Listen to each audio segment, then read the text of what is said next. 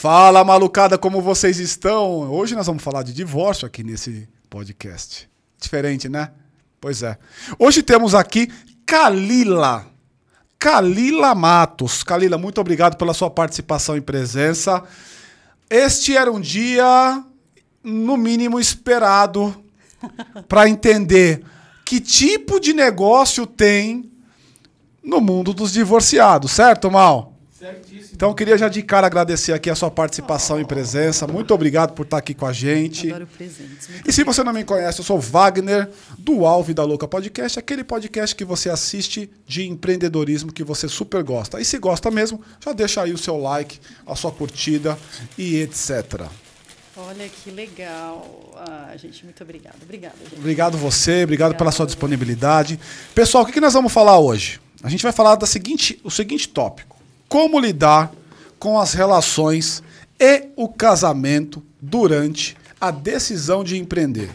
Mais especificamente, divórcio. Ou seja, o que o empreendimento impacta e como impacta as relações e como é que a gente, de alguma maneira, cuida, trata ou observa este lugar. Então, Kalila, eu queria já de antemão, mais uma vez, te agradecer e abrir a você o microfone para, antes da gente chegar nesse tópico, me fala sobre você.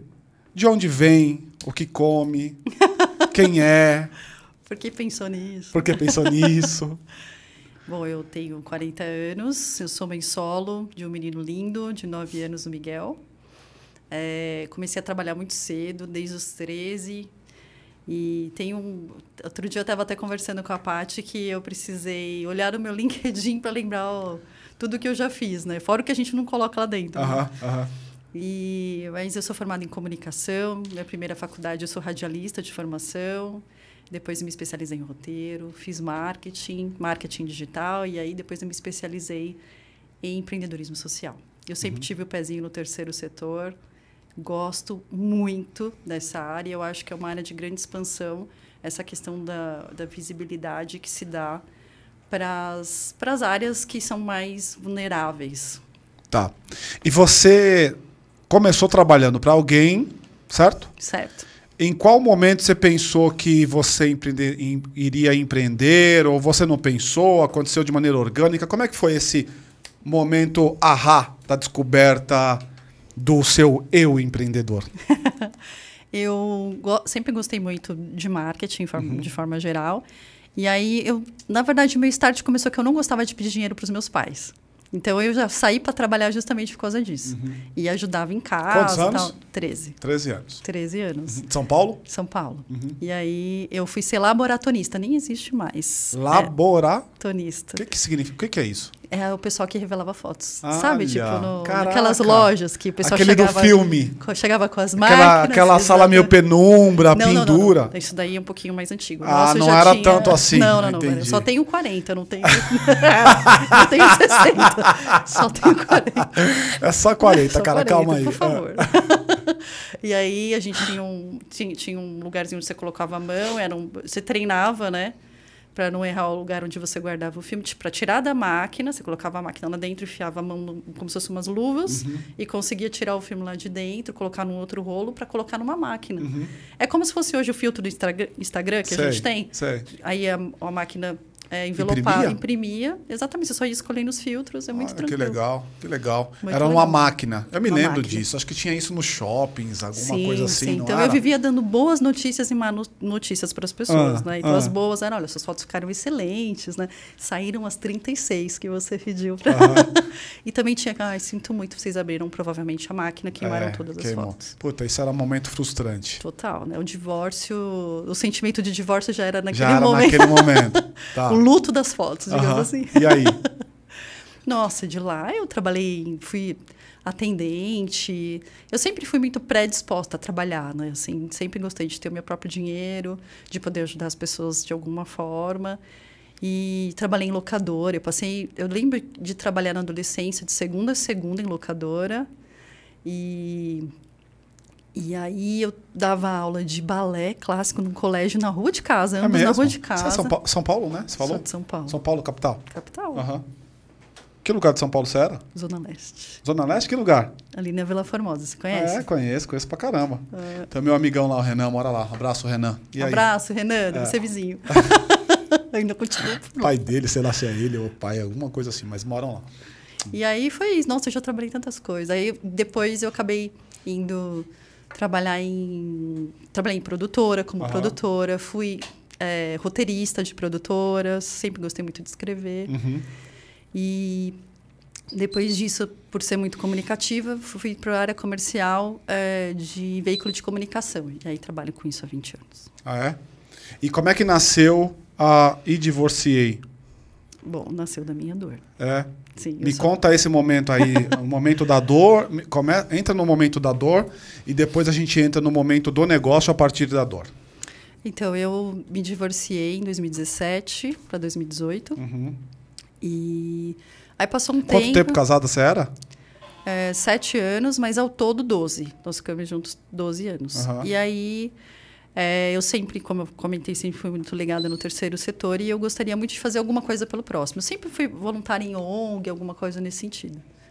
E aí, depois que eu me divorciei, eu comecei a fazer N cursos possíveis e me chamou a atenção um curso de empreendedorismo social um ano depois que eu tinha me divorciado. Esses N cursos não tinha nada a ver com divórcio. Era curso profissionalizante e tal. E aí, eu sempre fiz muito curso na SPM e tal, conheço muita gente de lá, voltado para o marketing de forma geral. E eu vi um curso de empreendedorismo social. E eu sempre fui picada pelo bichinho do empreendedorismo. Eu já tinha tido uma agência por demanda de comunicação digital, de marketing digital, antes. Já tinha tido uma empresa que a gente gerava vídeos por demanda também. E aí, nessa época, eu trabalhava em veículo de comunicação, em agência.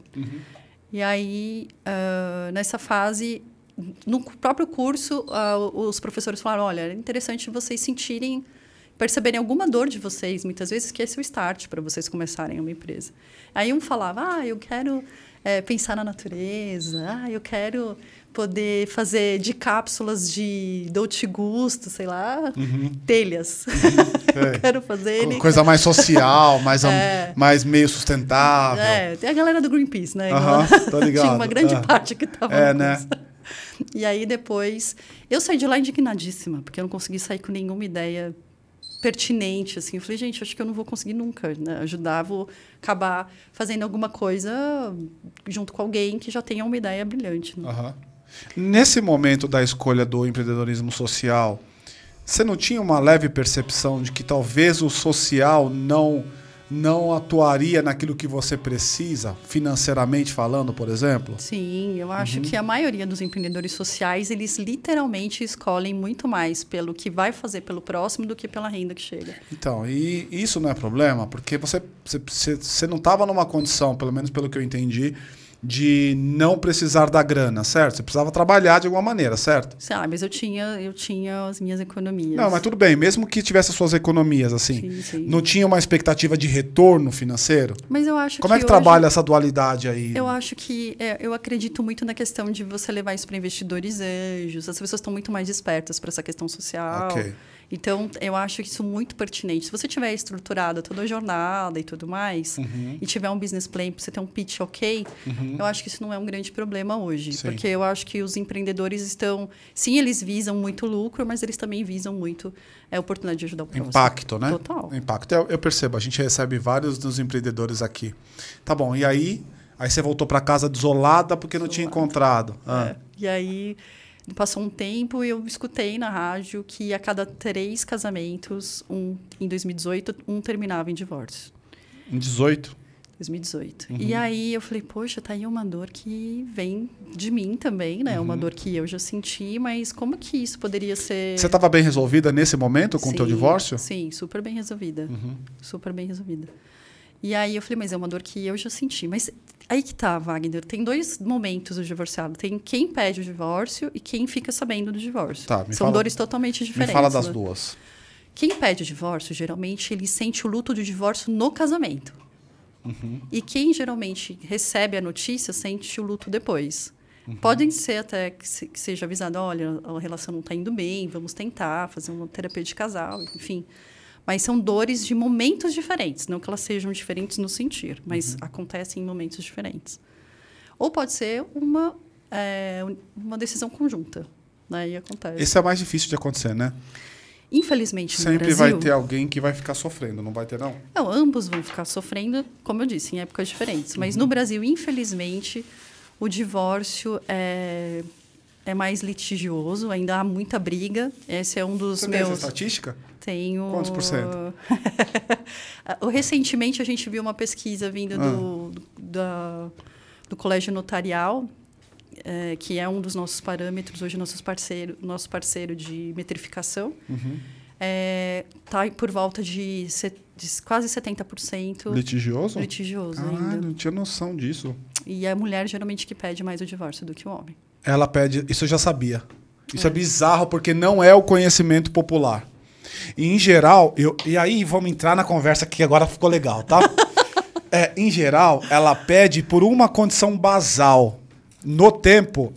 deixa eu só, antes de fazer essa afirmação, entender qual que é o teu. Você é o luto no ou o luto depois? Eu sou luto nu. Luto no. Então tá. Então você é o clássico tipo do que eu vou falar aqui. Olha. Você vai me dizer se é ou não. Em geral, a mulher, quando ela pede divórcio, ela maturou a ideia pelo menos uns 2 anos. Ela pensa naquele momento. Ainda que ela não tenha força, então ela vai maturando esse divórcio no tempo. Estou usando 2 anos emblemático, mas acontece maturar a ideia antes. Leva-se muito em consideração prós e contras, etc. e tal. Especialmente quando tem filho. Quando tem filho, demora um pouco mais. Muito mais. E, em geral, o principal instrumento que eu percebo do divórcio, no caso da mulher, é a falta de admiração. Ela se esvaiu, ela acabou no tempo. Então, você admira a pessoa, mas a mulher, para poder continuar, ela tem que admirar o homem. Faz sentido? Muito. Os Faz 2 muito. casos? Os 2 casos. Então tá bom. Então, Paty, você tem que me ouvir mais, viu, Paty? Vamos lá, continua. Eu acredito que a mulher não é que ela matura a ideia. Ela, na verdade, ela analisa se aquilo, os parâmetros de impacto, primeiro para os filhos e depois para ela. Isso é maturar. Seria uma maturação. Porque mas... você vai digerir e vai pensar os prós e contras, não? Exato. Mas tem muita mulher que permanece num casamento falido. Porra! Porque não é nem por falta só de coragem, é por falta de uma rede de apoio. Né? Você tem essa estatística? Não, a gente ainda não tem essa estatística, mas a gente quer chegar. A gente faz pesquisas geralmente com os nossos. Comunidade? Exatamente. Mas ainda não é uma quali, uma quanti que eu possa vir trazer com dado, né? Porque isso não corresponde. Porque a gente fala, a maioria dos nossos usuários, eles são de São Paulo, né? E por incrível que pareça, o comportamento das localizações impacta diretamente. É muito incrível isso. Nordeste tem um comportamento, Norte e Nordeste. O pessoal do Sul tem outro, e aqui do Sudeste tem outro. Tá. E você a estatística de que são mais elas que pedem, você tem? Olha, a variação aqui, pelo menos para São Paulo, está em cerca de 60%. 60% elas pedem? Pedem. Tá. Elas pedem. Cara, é muito legal ouvir isso, porque eu ouvia isso sob a ótica masculina, mas eu nunca ouvi sob a ótica feminina. O que você sente de diferença em relação a isso? Nenhuma. O masculino diz isso, inclusive. Sim. Só que quando você ouve um homem falando, parece que ele está lutando em causa própria. É quase como o feminismo falando bem da mulher. Me parece que está lutando um pouco em causa própria. A mesma coisa o homem. Se ele fala que os homens são mais deixados do que as mulheres, parece mentira. Porque eu acho que no fluxo popular se tem a impressão que são os homens que abandonam as casas, não? Então, é que o discurso que eu vou fazer aqui não é um discurso feminista, é um discurso de apuração, ok? Então, você deixa isso bem claro. Claro. Então, assim, o maior motivo das mulheres pedirem o divórcio antes da pandemia é a traição. Então, assim, por que os homens reclamam elas me abandonaram? Porque elas provavelmente descobriram a traição. Então, eles contam só até a parte delas me abandonaram. Não contam muitas vezes o motivo. O porquê. Depois da traição vem a questão financeira, que é extremamente ligada na questão da admiração que você falou. Porque nós viemos de uma estrutura patriarcal, ok? Uhum. Então, o divórcio como ele é hoje, ele é muito recente, ele é de 77. Antes disso, era o desquite. Uhum. A mulher que era desquitada, ela era muito mal vista. Uhum. Então, o divorciado, que nós carinhosamente chamamos de divorce, é mais cool, né? Não tem esse peso, né, da sociedade chamando de divorciado. Aí o divorce é para ambos os sexos. Para ambos os sexos. Uhum. E aí o que acontece? É muito recente a lei como é feita hoje, né? Então, antigamente, a mulher tinha que pedir autorização para o pai, quando se casava por o marido, e os desquitados não podiam se casar novamente. E tem toda uma questão embasada, religiosa, que é muito preponderante no nosso país. Uhum. Então, o casamento, você faz uma promessa na frente das pessoas que você ama, na frente de um padre, na frente de Deus. Uhum. Então, os divorciados, eles são vistos, mal vistos, como pecadores também, né? Haja vista, quando a gente lançou e divorciei, muitos líderes religiosos vieram me abordando. Você é militante do divórcio. Eu falei, gente, espera um pouquinho, eu não sou militante do divórcio. Eu simplesmente crio uma rede de apoio e oportunidade para que essas pessoas possam recomeçar a vida. Claro. Porque não há nada mais difícil, Wagner, do que uma mãe solo, sem uma rede de apoio. É, né? É embaçado. Eu sei então, que assim, agora que os homens estão despertando para a guarda compartilhada, agora que eles estão entendendo que 50% é responsabilidade deles, que a criança é 50% de cada um. Uhum. Então, agora que os pais estão chegando no juiz e falando assim, opa, eu também quero a guarda dessa criança. Uhum. E que pudesse não ser por vingança, porque também há muitos pais que querem essa questão do compartilhamento dos filhos para se vingar. E uma das bandeiras da Divorciei é exatamente sobre isso. A gente ensinar os brasileiros que sobre términos saudáveis. Uhum. Como é que a gente vai falar de término saudável com pessoas que estão sentindo tanta dor emocional?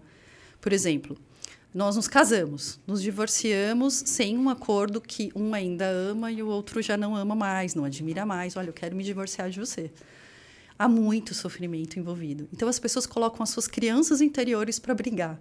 Como é que essas pessoas têm calma, tranquilidade, estratégia, inteligência emocional para saber dali em diante? As mulheres, por exemplo, elas são muito assessoradas pela família, por advogados que são zero humanizados, a falarem, olha, acho que era muito melhor vocês irem para o casamento consensual, ou para o término consensual, que é o amigável. Uhum. Então, isso é o certo. Até mesmo para não gerar traumas para os ex-cônjuges e para os filhos que estão vivendo aquela situação. E é muito traumatizante. Wagner, nós estamos falando da maior geração de filhos de divorciados de uma era. Se essas crianças não forem cuidadas depois de uma pandemia que explodiu o número de divórcios, se as marcas não acordarem para ajudar as pessoas nesse recomeço, a gente está tendo aqui um déficit de atenção mesmo para os humanos que precisam desse acolhimento. O luto do divórcio é, às vezes, muito maior, considerado pelos psicólogos, do que as pessoas que morreram de morte mesmo. Porque são mortes de pessoas vivas. Você está enterrando ali uma rotina, um investimento que você fez. A mulher ela investiu, às vezes, a carreira. Investiu o corpo, porque o corpo, depois que ela vira mulher, muda totalmente. Ela investiu, deixou de lado. Isso também tem que ser revisto, né? As mulheres se permitiram viver isso, em consequência, à aprendizagem que nós tivemos, advinda de mulheres que gostavam, foram ensinadas a serem mais submissas, por exemplo, né? Que tem que fazer de tudo para o marido, jantar, almoço, abdicar das suas próprias carreiras, enfim. Uhum. Mas você não acha que o homem também está nesse lugar? Ele está indo para esse lugar agora, de consciência, eu acho que também tem homens nessa mesma condição que você narra aí. De cuidado, você fala? Tem cara que acabou mudando a trajetória dele para poder viver a paixão, o amor, aquela mulher, etc e tal. Mas o ponto que eu quero chegar é quando a mulher se divorcia, ou quando o casal se divorcia, o peso de continuar com as crianças, de ter que administrar isso, é muito maior. Entendi. É muito maior. O homem, por exemplo, ele rapidamente coloca uma outra pessoa no lugar. A mulher não, ela demanda mais tempo para se curar disso, procura mais ajuda. Haja vista que o nosso público maior é feminino. Eu ia te perguntar isso, como é que está dividido hoje? Hoje é 90% mulheres. Caraca. Só que os homens que participam conosco, eles são extremamente exigentes, que já são os pais solo. Como assim? Exigentes? Exigente. Tipo, não fala só das mulheres. A gente está aqui também. Por favor, nos represente. Nós somos esses pais aí já que estão despertos para esse momento mais... Como é que nasceu a empresa? Me fala dessa necessidade aí do curso, né? De uma tarefa do curso, não sei como é que a gente chama, de um, sei lá, do curso. E aí, como é que você caiu em fazer um negócio para isso? Como é que foi? Então, eu sempre fiz muito business plan para os outros. Sempre gostei muito de mercado, de análises, sempre fui do digital na área de dados, né? Tecnologia sempre me chamou muito a atenção. E aí eu falei, bom, eu quero saber mais sobre esse assunto, né? E eu fui procurar onde tinha um site que, se as pessoas pensassem em se separar, onde elas poderiam buscar. Ou só tinha em site de terapeutas ou de advogados. E aí não tinha um lugar que pudesse reunir tudo que você precisasse. Então, você podia até assistir vídeos no YouTube de um advogado, mas assim, sempre muito com a conotação pejorativa. Sim, sempre viés, né? Sempre enviesado. Sempre condenando o homem. Então, a gente está numa fase muito feminista, extremista, que eu não concordo. Porque eu acho que as mulheres precisam se curar e os homens precisam se curar das relações, para até partirem para as próximas relações. E sempre com esse viés, tem que pisar no cara mesmo, ou ela é uma interesseira, ela vai tomar tudo que você quer porque ela é uma interesseira. Então, assim, as pessoas, para poderem mexer com as outras, elas precisavam trazer conotações muito radicais. E eu nunca parti desse princípio. Então, eu falava para as pessoas quando eu manifestei essa ideia, eu falei, olha, eu queria que fosse uma coisa, um negócio que fosse neutro, que as pessoas pudessem simplesmente entrar lá e achar soluções e profissionais humanizados, porque a gente está falando de uma dor. Então, quando eu comecei a falar sobre isso, aí eu concretizei o projeto, era para ele ser lançado em 2022, esse ano. Só que veio a pandemia. Eu abri o negócio em 2019. Você abriu o CNPJ? CNPJ? Tem sócios? Tenho. Veio ano passado, o Luiz, que é maravilhoso. Luiz? Luiz Tardelli, maravilhoso. Um beijo, Luiz. E aí, em 2019, eu registrei o negócio e aí veio a pandemia. E a pandemia trouxe a hiperconvivência, e aí explodiu o número de divórcios. E aí, de repente, eu me vi um monte de mídia falando sobre um projeto que exatamente isso. A mídia falou, não quero nem falar só com advogado, nem só com psicólogos. Por que criar uma plataforma para ajudar as pessoas a se reerguerem? Peraí, em 2019 você criou uma plataforma? Você escrevia, era conteúdo, né? Então, na verdade, a ideia foi a gente exatamente fazer uma junta de profissionais, porque eu não sou nem advogada e nem psicóloga. Eu sou marqueteira. E eu falei, bom, eu não tenho essa licença para poder... Não estou nesse lugar de fala, né? Legal e nem psicológica. Hoje eu já estudei bastante, estou me formando em N coisas para poder estar nesse lugar, mas enfim. E aí eu falei, o que eu vou fazer? Eu vou convidar essas pessoas para começar a gerar conteúdo de qualidade, né? E a gente colocou um blog, e aí eu segmentei em 9. No começo eram 9 áreas que as pessoas pudessem entrar lá e convidando marcas para poder fazer parte. Unilever foi um parceiro nosso no começo, foi muito legal. A gente tinha o eMove, que era um parceiro de viagens, que a gente gerava... Era a primeira empresa que gerava viagens para divorciados. Então, a gente foi amadurecendo, testando vários modelos de negócio. Viagem para divorciado? Viagem para divorciado. Como é que é isso, cara? Porque acontece o seguinte, a rede hoteleira e de viagens em geral, ela, principalmente para pais, ela não é preparada para isso. E aí a gente começou a ensinar a rede hoteleira a acolher esse momento desses pais solo. Então, por exemplo, se você tem 2 filhos, um acorda, às vezes, num outro horário, que é o horário do limite do café do hotel. E aí, o que acontece? O hotel ele pode ser gentil e falar, a gente percebeu que você é uma mãe solo, enfim, né? A gente trouxe aqui um café no quarto para você estar com o seu bebê, enfim, acolher esse momento, né? Hotéis que tenham recriação, para o pai poder ou a mãe poder descansar. A gente tinha segmentado o final de semana com filhos e sem filhos, né? Porque todo mundo também quer assim, se divertir. E quando você é divorciado, você sabe o que você não quer mais para a sua vida. Você pode não saber direito o que você quer, mas o que você não quer é muito explícito. Então, A ideia é que a gente pudesse ter mais de um tipo de viagem, só que o divorciado, se eu pudesse resumir em um adjetivo, o que é ser divorciado, principalmente o recém-divorciado, é estar perdido. Você fica meio sem chão, né? Como agir? O que eu faço? Você se sentiu nesse lugar? Muito. Mesmo tendo sendo a cabeça da separação? Mesmo sendo, porque o divórcio ele não é a assinatura dos papéis só, né? O divórcio é muito mais que isso. A gente está falando de sentimentos, de divisão de bens, a gente está falando de divisão de finais de semana com o filho, a gente está falando da saudade que a gente sente de alguns entes da família do seu ex, que você vai, provavelmente, com o tempo, vai parar de ver.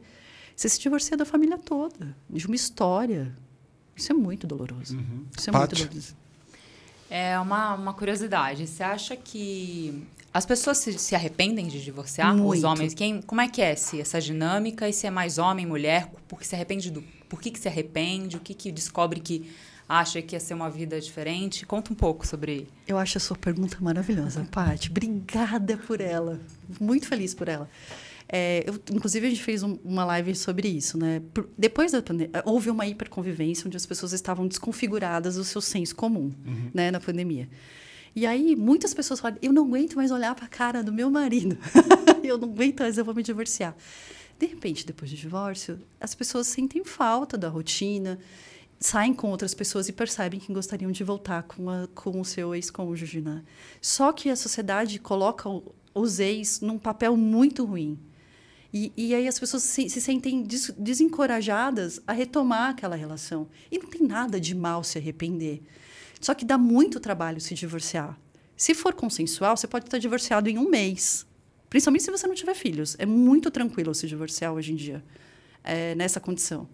Só que, quando você se arrepende, você é julgado primeiro pela família, e tem um peso muito forte a família para os divorciados. Você se viu nesse lugar? Muito. Você? Sim. Você tentou voltar? Tentar voltar não, mas que a família... Te julgava? Não me julgou a voltar, porque para mim, nesse sentido, eu estava decidida. E eu não me arrependi. O que eu digo é a família falar...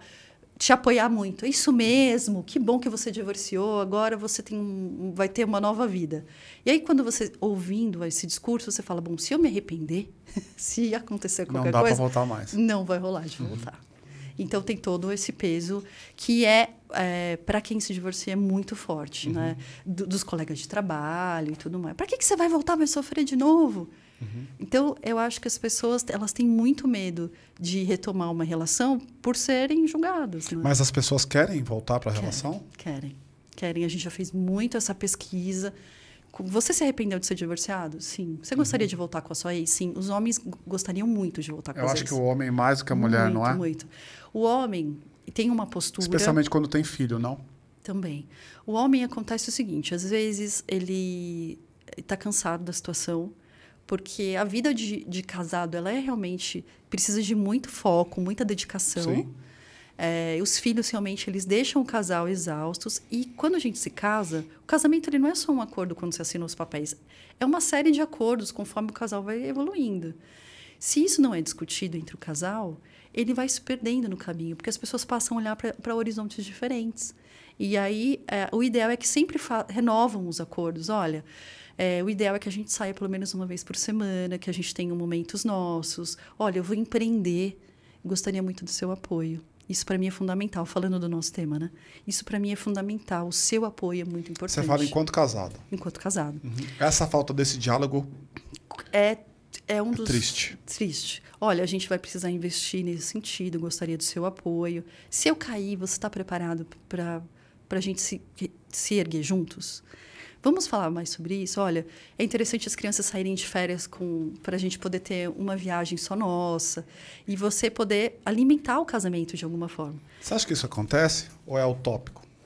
Na maioria dos casos. Isso é muito mal discutido, né, Wagner? Então, o divórcio já é muito mal falado, assim. Pouquíssimo discurso. Me parece um olhar romantizado essa sua frase, porque eu não consigo ver paralelo prático dele, assim. Por mais que eu entenda a importância... vamos ter esse papo e tal. E você ainda tem uma entonação, né? Que é característica tua. Então, me parece romantizado demais essa conversa. Acho que na mas prática, no as dia a pessoas precisam dia... falar sobre isso. Precisam falar, sem As dúvida. pessoas precisam falar dos seus anseios. Eu, como mentora, eu sinto...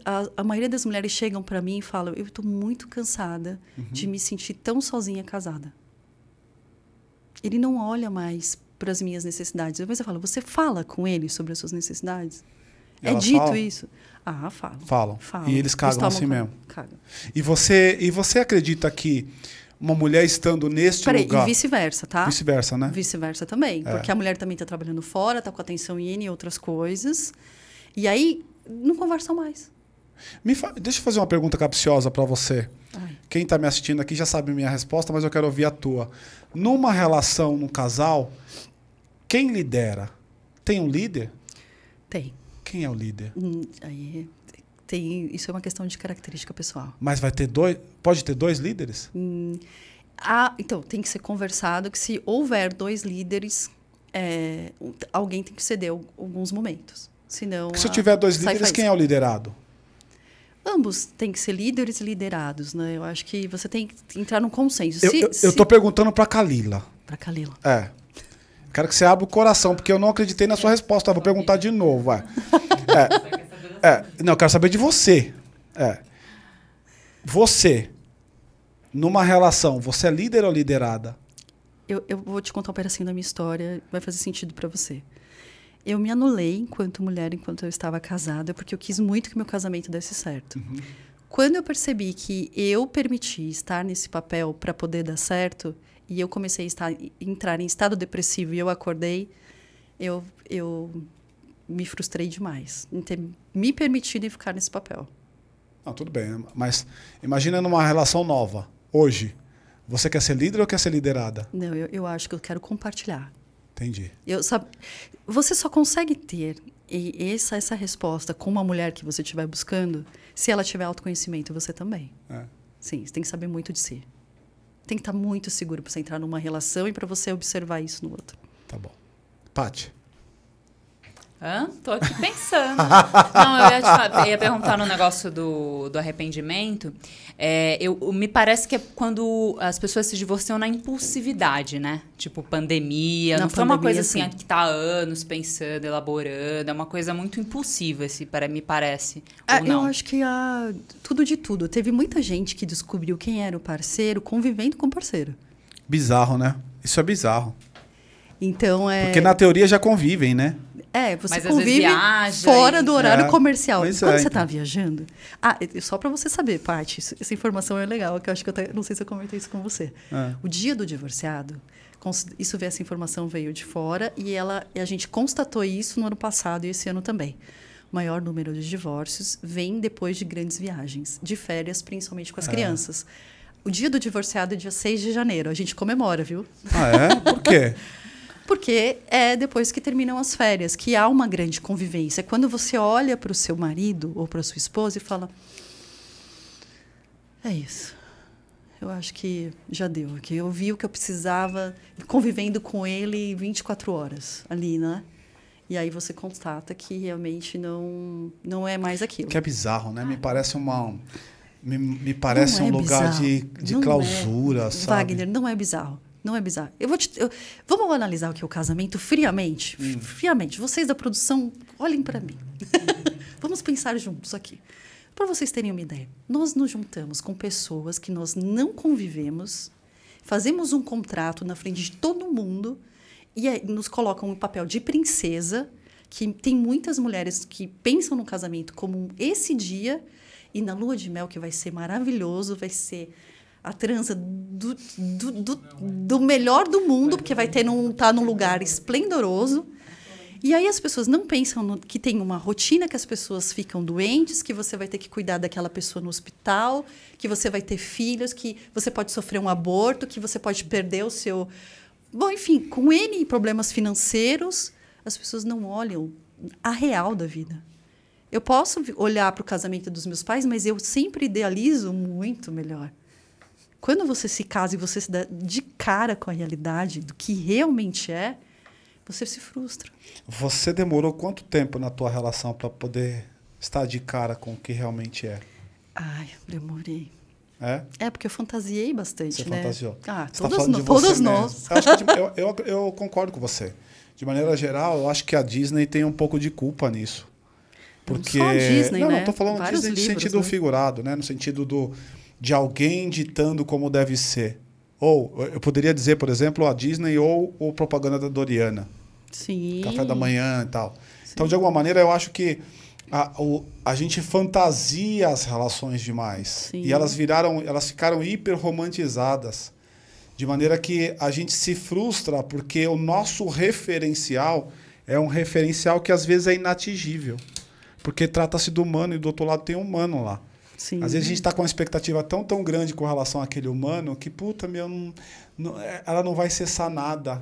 Percebe? Mas isso é no primeiro casamento. Uhum. Tem o segundo casamento. E o que é o segundo casamento? O segundo casamento são duas pessoas cheias de feridas e anseios que, se elas não forem bem curadas, a estatística que era a cada 3 casamentos um divórcio vai para 2 divórcios para cada casamento. É mesmo? Oh.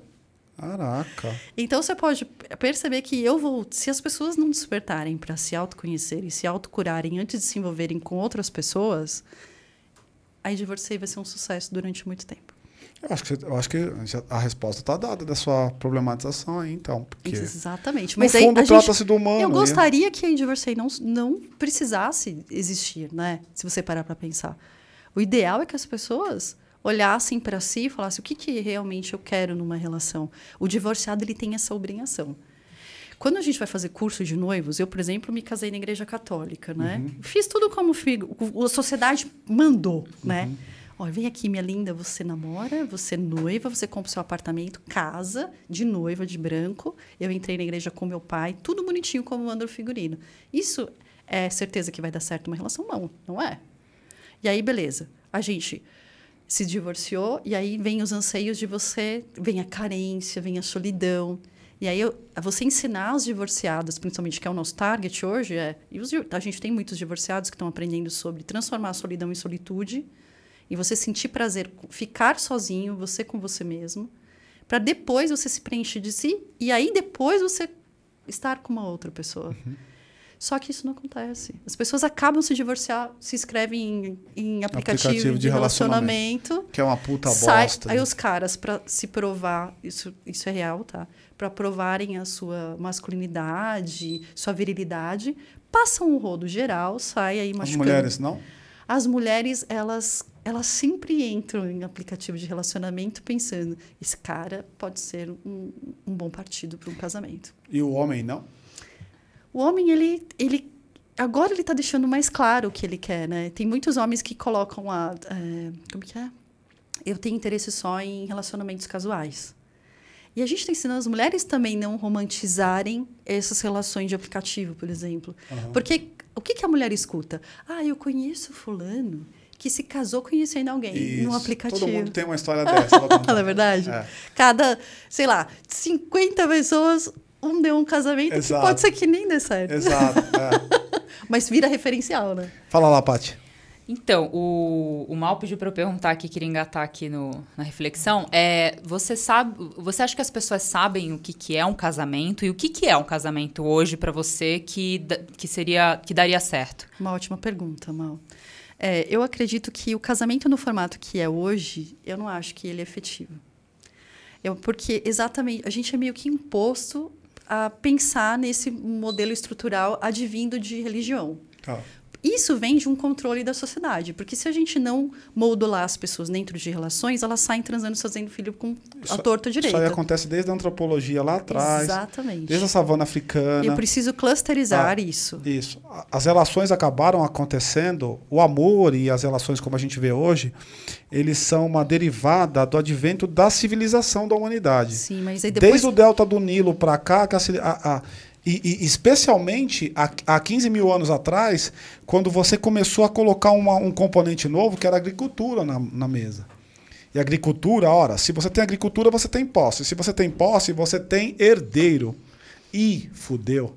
Porque se tem herdeiro, muda toda a dinâmica. É diferente de quando eu estava peladão na savana africana, passando um rodo em todas as fêmeas. E tá tudo certo. Porque era assim que era. Não, eu acho que ferrou aí, mas eu acho que ferrou muito mais quando veio a era do romantismo. Aí... E não, e o romantismo é da mesma época. Ele é da mesma época. E ele acaba nascendo de uma sociedade... E aí eu vou entrar na minha viagem total aqui. Bora. Ele acaba nascendo de uma sociedade de homens que viam outros homens tomar as suas mulheres. E para regular esta relação, eles começaram a se juntar para fazer leis. Que é daí que vem, por exemplo, a monogamia. A monogamia ela vem de um conjunto de homens betas que eles se viam prejudicados pelo alfa comedor, que saía espalhando a semente em tudo, geral, e falava assim, e agora? Temos uma ideia, vamos construir aqui uma norma, uma lei que diz que não pode, etc. e tal. É claro que tem condições circunstanciais, né? Sim, tem muita Oriente Médio é uma coisa, no Ocidente é outra. Então você tem divisões, a depender de onde você está, você vai ter uma prática naquele lugar. Que aí está muito ligado dentro de ética, de moral, é uma outra conversa. Agora, de maneira geral, eu percebo as relações hiperromantizadas. E essa hiperromantização das relações aconteceram a partir daí, com o advento da civilização. Mas eu creio que a gente ressignificar isso é muito importante. E como é que seria? Ela perguntou como é que seria a relação hoje. A gente não tem uma resposta, porque muita coisa está sendo testada, sabe? Tem muitos casais que falam, minha relação deu muito certo porque cada um mora na sua casa.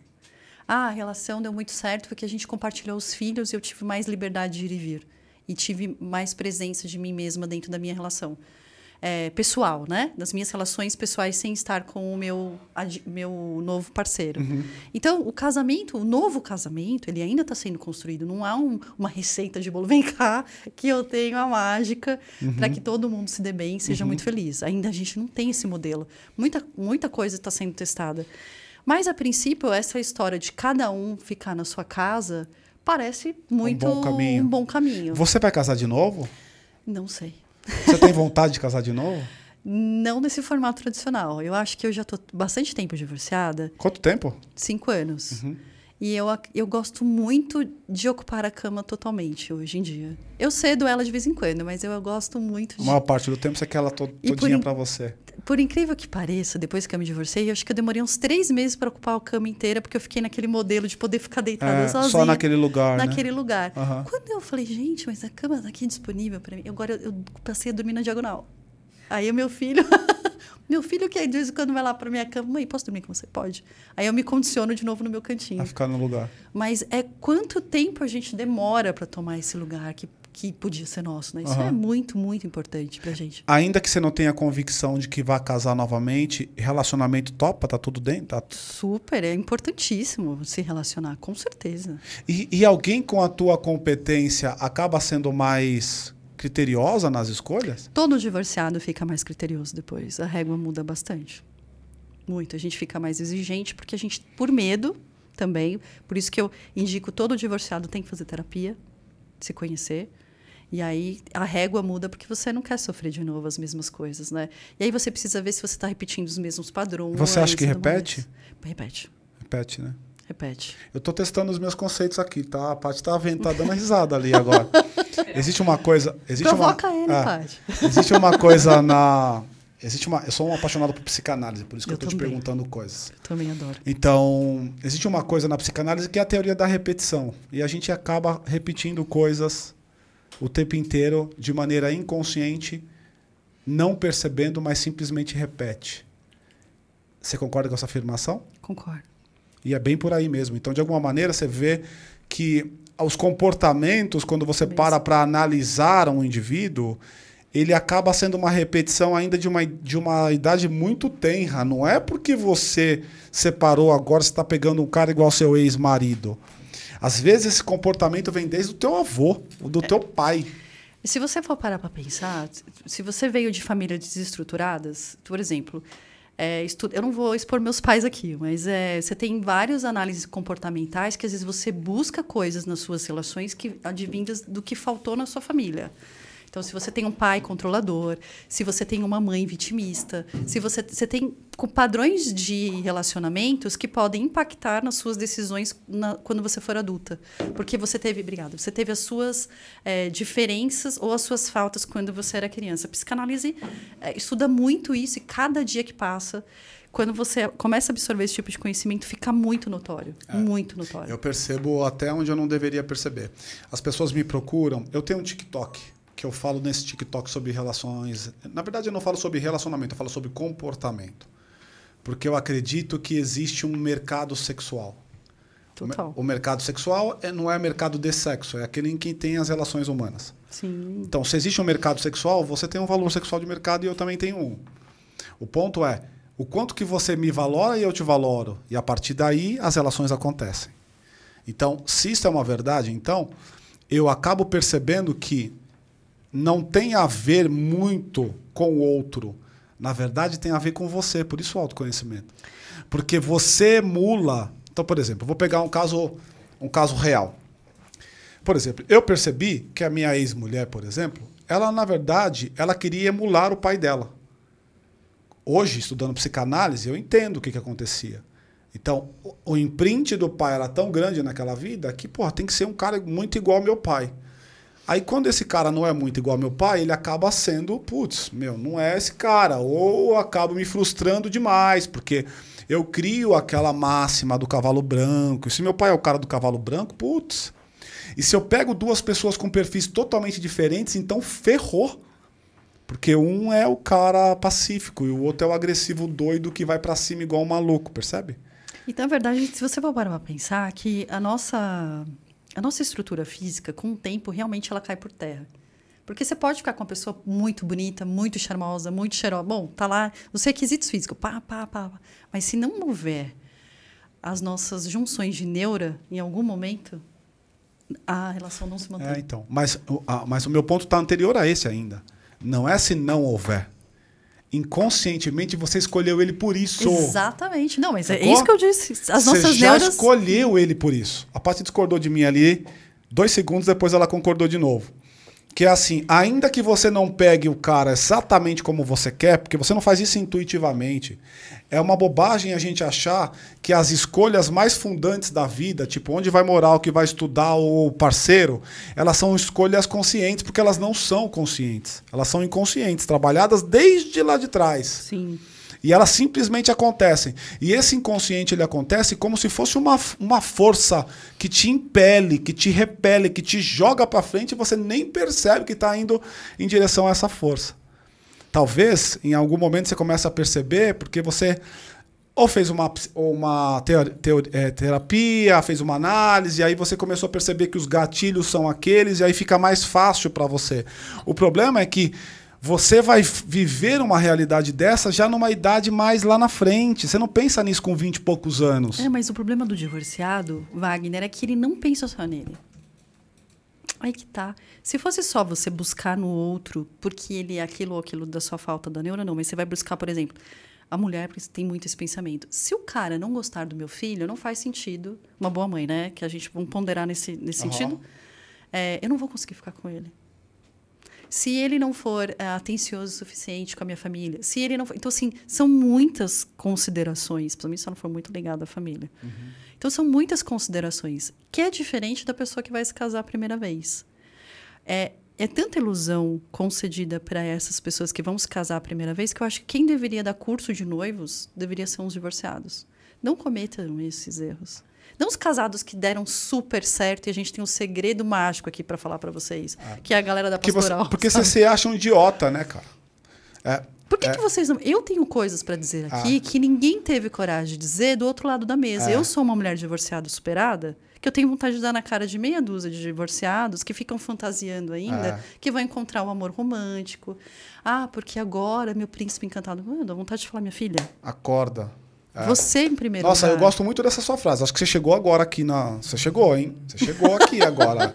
Então, eu não estava aqui. Você não estava gostando? Não, estava super gostando, mas agora você colocou para fora mesmo aquilo que estava lá. Assim. Então, porra, você chegou, bacana.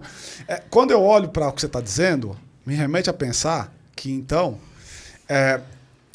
hoje, o modelo que a gente tem e os padrões que a gente tem de casamento feliz, e quando um casal, por exemplo, vai para uma terapia de casal, religiosa, por exemplo, de uma igreja que vai lá, faz aquele encontro de casais ao final de semana. Cara, o cara se acha tão retardado, porque aquele modelo que tá falando é tão perfeito, que você fala assim, meu, eu acho que nem se eu casasse 30 vezes eu ia conseguir ficar igual esse casal aí, porque é muito perfeito. Eu vejo assim, já aconteceu de eu não vou nem citar aqui a religião, mas de os líderes religiosos, a mulher com problemas gravíssimos na relação e o líder religioso fala, volta minha filha e vai orar. Joelho no chão e vai orar pelo teu homem. Você vai fazer ele... Deus vai reconstruir esse homem e você vai ser feliz. A mulher passa 30 anos com um calo peso, no joelho. Né? Puta peso nas costas. E aí você fala, cara, parece que a responsabilidade de mudar o outro é sempre minha. E a mulher casa com essa intenção. É por causa do complexo de salvadora. A mulher tem o complexo de salvadora e o natural. O homem tem uma série de síndrome de Peter Pan. Total. Se juntar um cara que tem síndrome de Peter Pan com a salvadora da pátria, então. Casal perfeito. Fudeu. O Complexo de Salvador é uma realidade muito grande. A Paty deu uma risadinha. O que é? Assim, o que é o Complexo de Salvador? Rapidinho. É aquela mulher que assim, ó, o cara é todo cagado. Ele já errou 20 vezes lá. Todo mundo já sabe o histórico do cara. Mas ela pensa assim, não, comigo vai ser diferente. Por amor. Porque o amor aqui vai acontecer. E o cara já tem 50 e poucos anos, tá com todo o histórico estampado. E agora sim eu vou salvar este homem. Vai lá, Paty. Bom, o Maurício tá se coçando aqui. Eu acho que eu vou dar o microfone pra ele. Pô. Maurício, não, Maurício, você tem que fazer sua pergunta. Só fazer uma pergunta. E você acha que... E quando acontece... O que você acha que as pessoas que casam pela segunda vez, pela terceira, o que elas estão buscando quando elas continuam acreditando no casamento? Só que elas acreditam no amor. Teve um senhor que eu lembro que ele falou assim... A gente estava num bar, né? E aí ele falou assim... Eu já errei na primeira, na segunda não erro mais. Eu achei engraçado, que é como se ele tivesse aprendido tudo que ele queria aprender e aí agora ele, com mais critério, experiência, etc., ele aposta na segunda como a certa, vamos dizer assim. Eu acredito, longe de julgamentos, tá? Eu acho muito importante me ausentar desse momento de julgar. Eu acredito que essas pessoas que casam-se muitas vezes não se encontraram primeiro. Então, por exemplo, eu vou citar aqui a Gretchen, que casou inúmeras vezes, o Fábio Júnior casou inúmeras vezes. São pessoas que não gostam de ficar sozinhas. Isso também tem que ser respeitado. Elas não gostam de ficar sozinhas. E é uma característica de cada um. Só que, assim, antes de você procurar um novo relacionamento, você tem que gostar de si. Porque parece que você está sempre buscando a metade da laranja. E, na verdade, está virando clichê essa frase, mas ela é muito boa no meu caso. Você tem que buscar... completude, primeiro. São duas laranjas inteiras que tem que estar juntas, não um pela metade, o outro inteiro, tal. E aí é que é a dificuldade de você encontrar um bom parceiro e uma boa parceira depois, porque as pessoas, elas não querem passar não passam pelo sofrimento, porque o sofrimento enaltece, sim, você aprende muito no sofrimento, dá muito trabalho o autoconhecimento, tem essa questão também. E as pessoas não querem fórmulas mágicas. Eu quero saber, no meu signo, se eu vou encontrar um cara muito legal, que tenha compatibilidade com o meu ascendente, para saber... Não, gente, pelo amor de Deus. Tem que saber de você primeiro. Uma coisa muito legal, Wagner, que aconteceu comigo depois que eu me divorciei, é que eu não sabia mais as minhas preferências. Eu me perdi. Eu era nude, muito nude. E eu falo para as minhas mentoradas que é uma metáfora muito interessante, que eu só me vi mulher, depois que eu me divorciei de novo, quando eu passei batom vermelho. Quando eu me vi de batom vermelho, eu chorei. Era nesse nível? Era nesse nível. Caraca. Porque eu era uma excelente esposa, eu era uma excelente mãe, eu era uma excelente executiva. Cozinheira menos, confesso que até hoje tenho esse déficit, mas assim, me esforçava muito para aprender. E aí o que acontece? Você tem... Se esforçava? Eu me esforço até hoje. Então, eu tenho uma criança em casa. Eu tenho uma criança em casa, exigente. E é um mini Masterchef que fala. E aí o que acontece? As pessoas criam essas questões e depois tem frustrações muito, muito, muito fortes. Muito fortes. Então, o autoconhecimento é incrível. Você se vê o que está acontecendo com você primeiro. É uma passagem... Essa e das calcinhas, pra mim, quando eu abri minha gaveta, com 35 anos, que eu olhei aquelas calcinhas gigantescas, eu falei, essas calcinhas não me representam. O teu parceiro vai dizer isso pra você fácil, né? Parece estereotipado, mas é real. É muito real, cara. Eu tenho mentoradas que falam, gente, muito real. O meu ex-marido só comia lasanha de domingo. Eu odeio lasanha. E eu comia para agradar ele. Quando eu me vi divorciada, que eu fui no mercado, que eu olhava para lasanha, eu tinha crises de choro no mercado. As pessoas vinham perguntar, por que você está chorando? Porque eu odeio lasanha. É tenso. Parece que ela tá criando uma situação caricata, mas não é não, viu? Não, gente, isso é muito sério. Quer dizer, então acho que o lance de querer agradar o outro que é o grande perigo de toda relação. Sempre. Se você for você e o outro for ele, e vocês estiverem juntos, lembra? tudo certo. Exato. Você tem que encontrar o ponto de equilíbrio, onde descobrir o que você gosta. Imagina, eu num bar, sozinha, depois de divorciado, sem ninguém, tá? Me propus a fazer esse teste. O garçom teve a sensibilidade de perceber que eu estava sozinha, porque nunca chegava ninguém. E aí ele falou assim, e aí, tudo bem? Ele teve a sensibilidade de me perguntar, tá sozinha? Perguntou? Não, ele teve a sensibilidade. O que você gostaria de tomar? Aí eu falei para ele, eu não sei. E era um lugar de cerveja artesanal. E ele falou assim, olha, a gente tem aqui um shot para você provar cada cerveja e você descobrir o que você gosta. E aí eu vou te explicando. Cara, foi uma das pessoas mais humanizadas que passaram pelo meu pós-divórcio que eu conheci. Conclusão, casou com um garçom. Não, ele me fez descobrir que a cerveja que eu mais gosto é a Pilsen. Certo? Inclusive, ele é incrível. Muito sensível, né? Muito. Inclusive, todas as novas divorciadas eu falo para passar lá. Passa com esse cara Não, aqui. tem que ser esse. Você quer descobrir a cerveja que você gosta? Plataforma. Fala com o Jefferson. Me fala do teu modelo de negócio. O que é na empresa, então? Como é que vocês ganham dinheiro? O que acontece na empresa de vocês? A gente tem dois públicos, né? A gente tem as pessoas que descobriram que querem se divorciar e não sabem como fazer. E aí a gente tem orientadores, então ele entra na nossa plataforma, se cadastra, passa com o orientador ele faz uma medição de perfil dentro de todos os parceiros que a gente tem para atendê-los no sentido, se vai precisar de um mediador de conflito, se vai precisar de um psicólogo. A gente não pode fazer o atendimento jurídico, porque isso a ordem não permite, a ordem dos advogados. Mas a gente tem um monte de parceiros de advogados extremamente humanizados que geram conteúdo gratuito para a gente colocar na plataforma, no nosso blog, que a gente faz muita live com a gente, muito legal. E aí, depois disso, a gente tem planejadores financeiros também, que é uma questão extremamente importante. Depois que ele se divorcia, ele entra numa régua nossa, e aí a gente vai trabalhar com B2B, que são marcas que querem auxiliar as pessoas para o recomeço.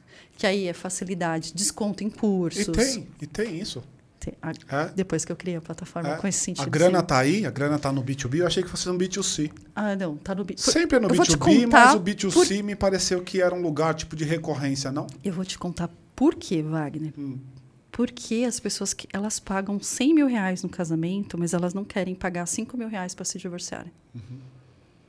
Porque nós não fomos doutrinados para cuidar dos nossos términos. Você paga mensalmente um jazigo?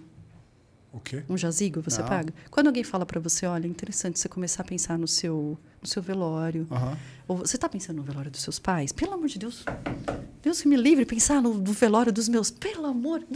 Posso ver você falar isso, eu vou contar para a mãe. Viu? É muito feio o que você está falando.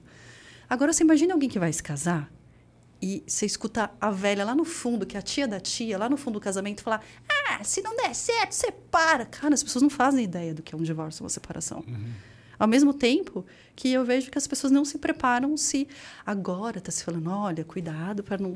Cuidado com comunhão de bens, cuidado... Gente, não é só isso. Não é só bens. A gente está falando de filhos. A gente está falando de construção diária. A gente está falando de dor. Tem pessoas que desenvolvem doenças a partir do luto do divórcio. Isso é muito sério. Agora, se eu tiver empresas, marcas que pegam na mão e falam, olha... Geralmente o carro fica para o marido, né? Para o ex-cônjuge, para o ex-marido. Essa mulher, ela precisa de um desconto num aplicativo de carros para levar as crianças no médico, para levar na escola, para fazer compras. Vocês não fazem ideia do que é a vida de uma mãe solo. Vocês não fazem ideia do que é isso. O cara, ele vai lá, se separe rapidinho, porque a guarda é da mãe, ele tem tempo hábil para poder sair à noite. A mulher não tem. que é a vida dessa mulher, principalmente quando não tem uma guarda compartilhada? Então, no teu modelo de negócio, vocês têm que bater na porta desses caras para poder fazer Sim. parceria com eles. E essa parceria tá como? Eles te pagam ou você pega um FII da transação? Como é que é? Estou pensando em modelo de negócio. A gente tem projetos especiais que a gente desenvolve junto com essas marcas, que é possível fazer, mas sempre muito... porque como é meu core, a área de marketing, a gente acaba levando mais para esse sentido. Mas, por exemplo, o Instituto Embeleze, a gente fez uma parceria incrível, onde eles deram 10% de desconto em todos os cursos, porque é um público muito recorrente deles. A gente a gente tem um programa chamado Virando a Página no YouTube, para falar sobre términos saudáveis, onde a gente faz um antes e depois da pessoa. E aí, a gente fez isso, e a gente gravou dentro de um franqueado deles, que foi incrível. Depois, se vocês quiserem, foi contratado um cineasta para fazer, que também é um divor, que sentiu a dor, soube interpretar isso, muito legal. A gente fez uma landing page onde as pessoas podiam se inscrever para participar. E, Wagner, dentro da minha carreira, esse programa foi uma das coisas que mais mexeu comigo.